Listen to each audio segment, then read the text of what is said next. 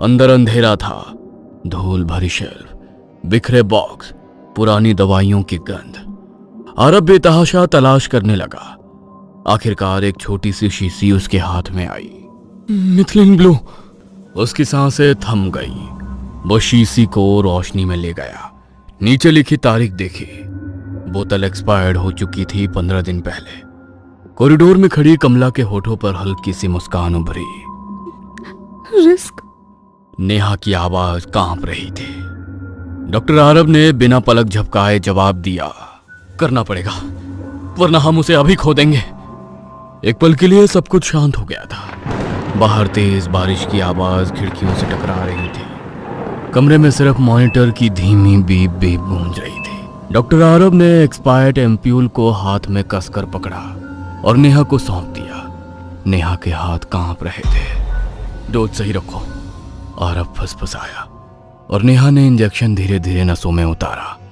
पहला minute, monitor की beep अब धीमी पड़ने लगी थी, जैसे हर धड़कन लड़खड़ा रही हो। दूसरा मिनट, उसकी सांसें उथली होती जा रही थी। छाती मुश्किल से उठ गिर रही थी।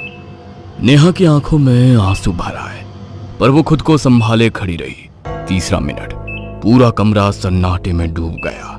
सिर्फ बाहर गिरती बारिश की आवाज और मशीन की टूटती सी बिखरती हुई बीप, जो हर पल और कमजोर होती जा रही थी। तभी नेहा का ध्यान दरवाजे पर गया। कमला दरवाजे पर खड़ी थी। उसके होठों पर वही रहस्यमयी हल्की मुस्कान थी। अब मॉनिटर पर नंबर गिरने लगे। 40, 38, 35। नेहा की सांस रुक सी गई और फिर अचानक 40, 45, 50, 60, 70। आरब ने स्क्रीन पर नजरें गड़ा दी। 1 सेकंड 75, 2 सेकंड 85, अचानक 95। बीप की आवाज तेज और स्थिर हो गई और अगले ही पल बच्चे ने जोर से रोना शुरू कर दिया। तेज, भरपूर तेज बच्चा रोने लगा।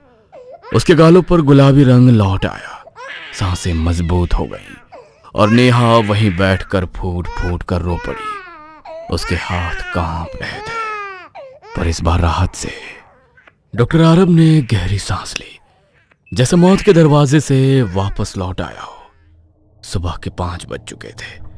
नेहा की नजर दरवाजे पर पड़ी। बारिश रुक चुकी थी। अस्पताल की खिड़कियों से हल्की फीकी धूप अंदर घुस रही थी। कॉरिडोर में रात की थकान अभी भी पसरी हुई थी।